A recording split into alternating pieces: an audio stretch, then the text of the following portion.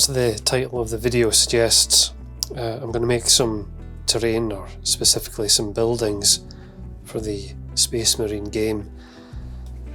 The box set that I've got here is in pretty good condition, but it wasn't complete when I picked it up a number of years ago. Most of the stuff was there.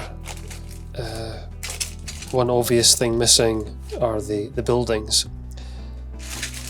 Now I could go on eBay, try and pick up the originals from somewhere.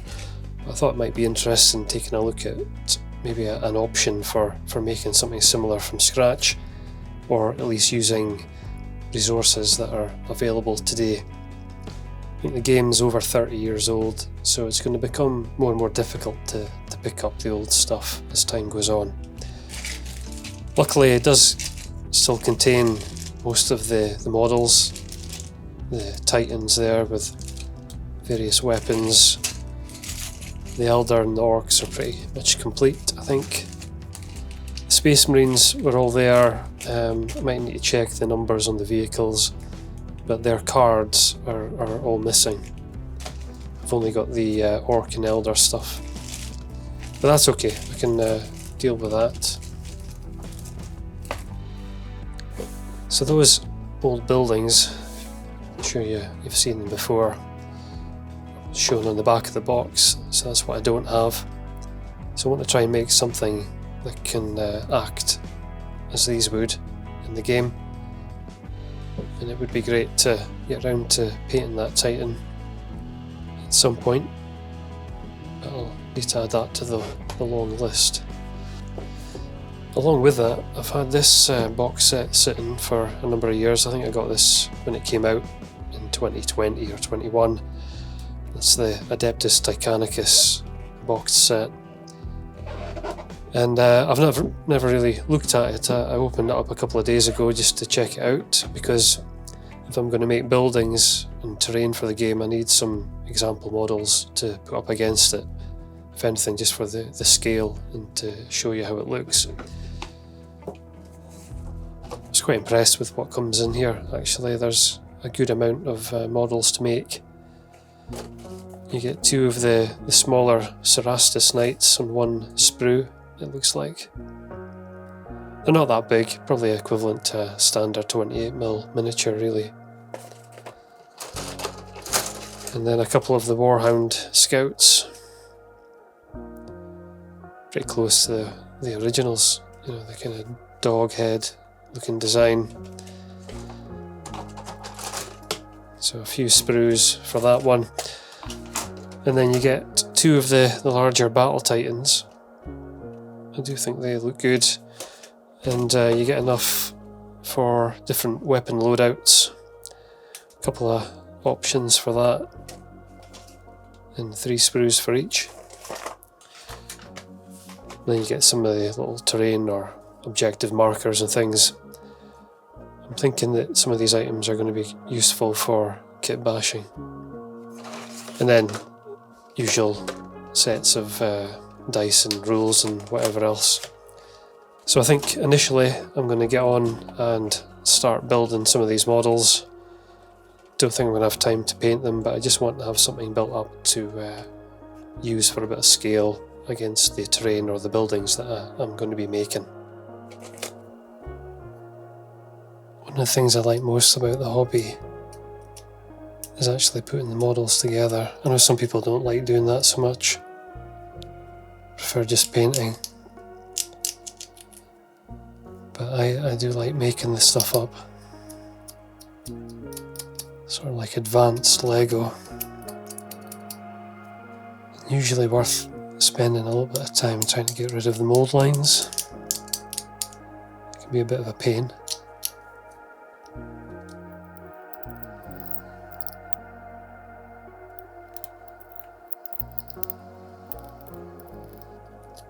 They have a tendency to show up once you prime the model.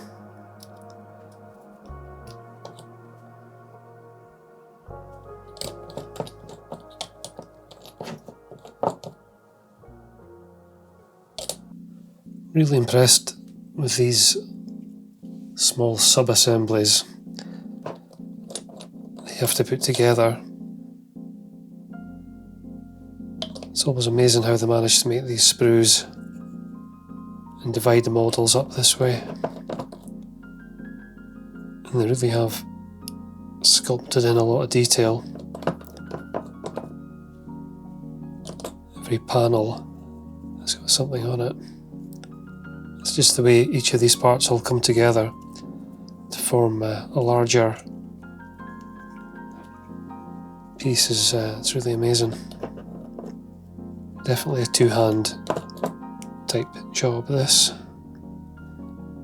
I like to use this Tamiya thin cement where you can just hold the parts together and run it along the edge. And a lot of posability so far as well. A lot of the joints have these ball joints that you can manipulate and move into the position you want. Thought I would just zoom in for a closer look at some of the ingenious designing and planning for these Titan legs that you get at the foot and the lower leg. Of course, you've got a ball joint, which in itself gives you a lot of positional options. But then to connect up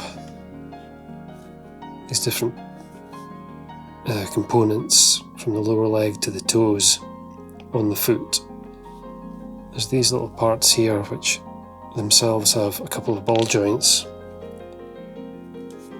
And because of the way they've designed it, you have this flexibility to really pose the leg in all sorts of ways. And these four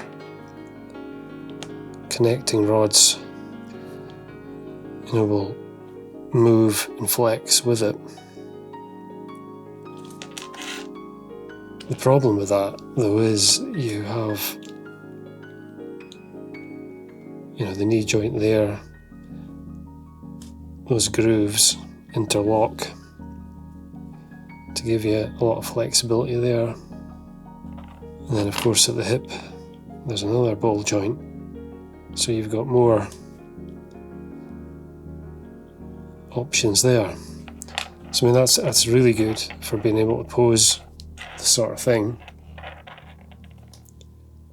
The only downside is it's difficult to exactly foresee the angles and the positions that will suit. Hard to tell exactly what you're getting. I mean, even these little connecting hoses that they've included, and you get a couple of hoses per leg,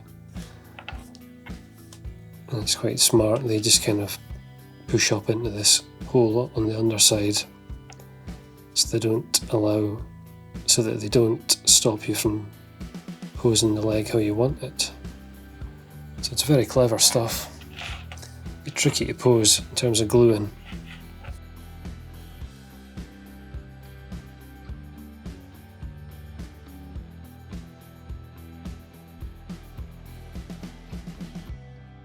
And just about there now. Incredibly intricate model. Lots of options for posing. I never like to align models perfectly down the centre. I always like to have them just as if they're looking off to the side a bit. Makes them look more dynamic. And then the same with the head as well.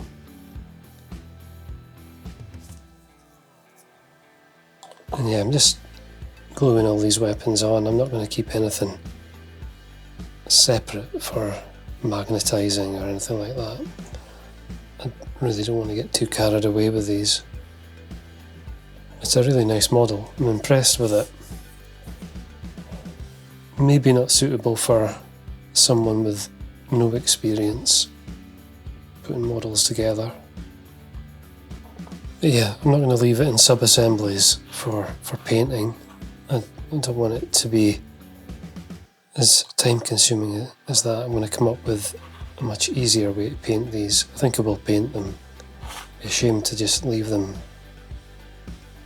in the grey plastic, but I will come up with a quick way of doing these. The problem I've got is that once you glue this together, there are so many places where you're not going to get a brush tip in to get paint into the crevices and recesses and things like that. I mean, you'd be lucky to get primer to go into some of the smaller gaps and hidden parts behind the armour plates and things. So I don't want this to be a long painting process with all these icons and edging on the plates and things like that. I think it'll be far more effective for me just to come up with a plan that involves washes, maybe oil washes or enamel washes. Rely on weathering for it and not get too carried away. And that's the models ready to go, or at least ready to get primed now. Actually makes for quite a good bunch of models, looking at them like that. Quite impressed with the result.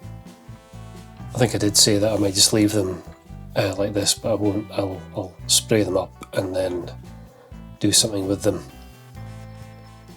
Okay, that's those guys all given a white primer, not overdone. Like I said before, all these crevices and parts that are covered by armour plates,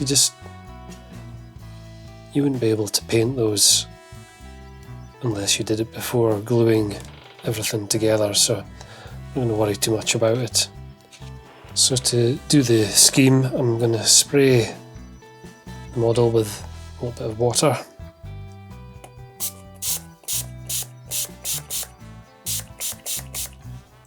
Then I'm just going to sprinkle some salt onto the model. So this is a bit messy.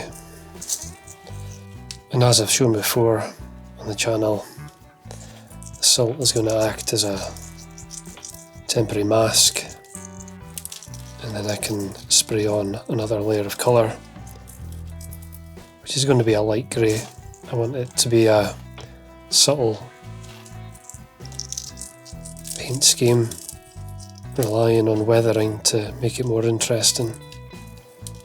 And that's going to mean that the white undercoat is going to come through more when the salt is removed. So I'll carry on doing this and get them all ready for spraying. Right, that's the spraying done. Now it's just time to remove the salt. This one's easier with a toothbrush.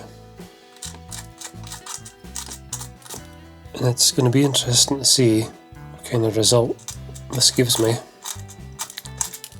This is not a combination I've ever done before, in terms of using the white underneath and then the grey on top. But I'm hoping it just provides an interesting start to some weathering, maybe to imply a bit of age.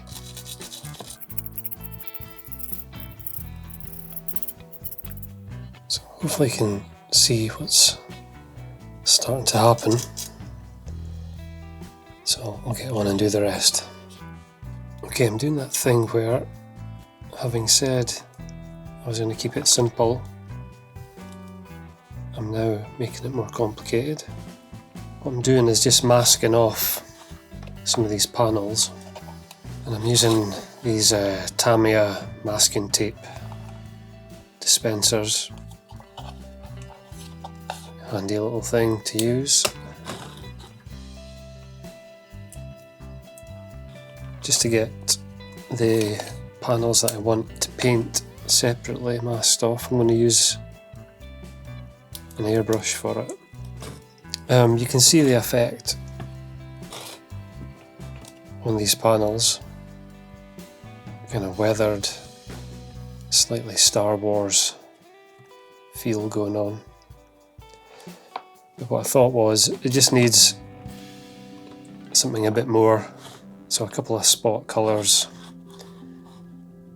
I think, just to elevate it slightly, make it look a bit more interesting. And with reasonably little effort, I'm certainly not going to get involved in using the brush and picking out details and doing freehand or anything like that. I'm just going to do a couple of spot colours. The colours I'm going to use are these Tamiya. Really like orange and grey as a colour combo. Orange X6. So I'm going to pick out some of those large panels in the orange, and then I'm thinking of doing the heads of the different mechs or robots or titans or whatever you would refer to these things as, using this metallic blue X13. I think as a colour combo that'll be a nice set. You can see the colour scheme I've ended up with. I abandoned the metallic blue. It was going to look too chaos, I think, for me, so just going for the orange and grey, a few other, well, some black and gold, and that'll do it. It's at the stage where I'm hoping that the weathering will improve it and make it look good, even though it's a pretty basic paint job. It's very much removed from the examples in the rulebook and things for these Adeptus Titanicus models. Those paint schemes, the official ones, are pretty tricky looking schemes to achieve. This is all about one or two colours and then some washes, hopefully, to bring out the detail. I'll do some chipping with the sponge to help make things look a bit better. What I'm trying to do at the moment is tidy up. I think there's a lot to be said for making sure that your colour scheme, regardless how simple it is or how limited the palette is, tidying up edges goes a long way for improving the overall look. Because that masking I'd tried to do earlier didn't do a great job of stopping the orange going elsewhere. But if you can, before doing things like weathering, if you can just tidy up the different colours that you do have to get better edges, it does make a big difference, and not too time consuming. Also need to decide whether to add any of the water slide decals. Might be nice to put a couple on here and there. You can see I'm using a much bigger brush than I normally do with the painting, so I'm not going to get too involved with the detail.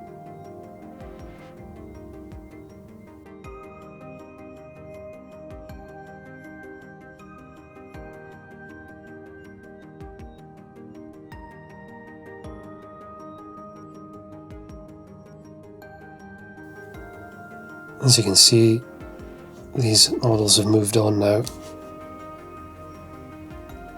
I've done the weathering and I'm just getting the bases finished. The weathering is going to go up as a separate video, just to break it up a bit. But they are at least painted and I can move on now to the next step. Okay, we've got some miniatures ready and we've got a backdrop ready, so now we need some model buildings, and I'm going to get those set up using this as a starting point. So there's a range of books by a company called Zupa Graphica, or published by Zupa Graphica, and they are all largely centred around brutalist architecture.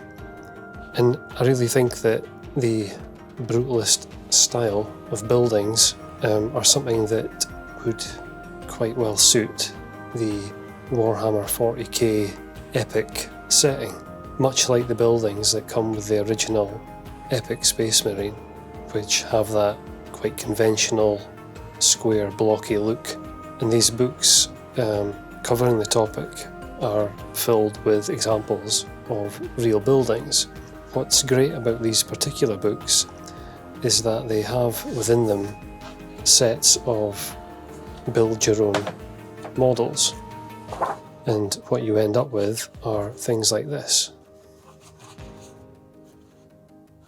Really nicely detailed, illustrated. I think that's important. It's not photographs that are on the sides of these models. These are illustrated, and they appear to be very nice recreations of real life buildings. And the scale of them also seems to be ideal for epic Space Marine or Adeptus Titanicus. So in this particular book, Brutal Britain, you get 8 press-out paper models celebrating British post-war architecture. And there's some interesting reading through the books. There's more than one of these, and I'll maybe show you a few. You get a little bit of background on the buildings that have been included, and then you get sets of parts that can be punched out and then folded and glued to form these little models. So I've got a few more to set up, which I will do. And then I'm going to take a look at, you could just use them as are. There's no problem there if you wanted to populate a table. These buildings are ready to go. But what I thought I would do with them is make them a bit more sci-fi, or add detail to them at least, with a bit of kit bashing, as I like to do. So that's going to be the main scope of what I'm going to get involved in this video from now on, and that may extend over 1 or 2 other videos. I'll see how it goes. If you're interested at all in architecture and its different forms, those guys, Zupa Graphica, have other books available. This is one called Concrete Siberia, and a lot of these books, they have interesting information in there, but a lot of the photography is really good. Some of these landscapes that you get, the textures, how things look, landscapes shown, the industrial, the accommodation, residential areas, the barren landscapes. You could use a lot of that kind of stuff for inspiration for artwork and building models with a particular theme. Different publisher, September I think it is. Again, all about photography and very nicely put together books. I just think that there's a lot in here that you could apply to a 40k type universe, perhaps away from the high gothic look, the kind of fantasy gothic look that is depicted in a lot of the artwork, where there would be an awful lot of very expensive construction methods, stone carvings and the like, in favour of prefab, quick to build, concrete slabs, beams, huge blocks stacked up like you see in some of these images. And if you were needing a bit of a starting point for a sci-fi type painting or image, you could really start with something like this as a bit of inspiration. That with a few additions, some sort of space cruiser coming in to land, and I don't think it would look out of place. And you get more quirky sort of photography books. This one's Soviet bus stops. Just really interesting pictures showing some of the very unique looking bus stop designs in Soviet era countries. So I think lots of inspiration out there. So I'll just quickly show putting together this one here. It's a nice simple one. Depending how easy they are to come out, might need a knife just to help release. Just trying to avoid ripping anything.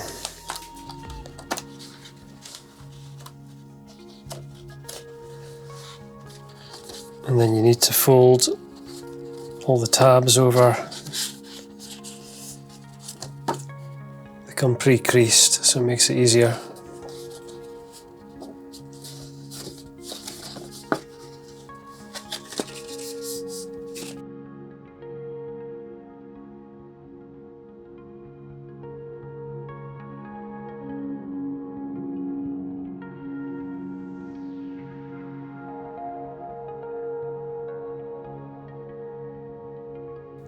The good thing about Pritt stick being that it doesn't dry instantly, so you get time to work. Just want to make sure I get plenty on. And very quickly you've got a nice three-dimensional shape, which I think will look good with Titans either side of it and whatever else. But we're going to do something more to this. It's not just going to remain just a representation of a real building. I think many of these buildings, or some of them at least, no longer exist. Some of them do still exist, but we will change them and try and make them a bit more sci-fi if we can. A smaller piece like this, I'll try and glue up all the tabs at once. And there we go, that's another one done. So you can see with pretty minimal effort, you'd be able to assemble quite a nice little city arrangement with scale appropriate buildings. So I'm going to build up the rest of these and then see how they all look.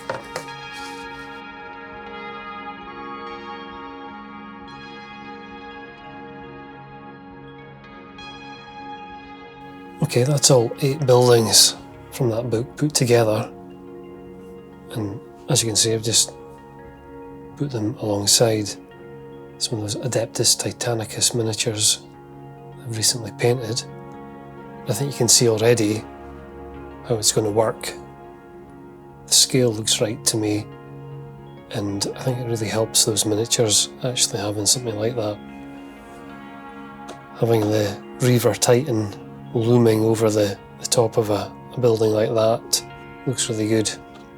Kind of like the old Godzilla films and things like that.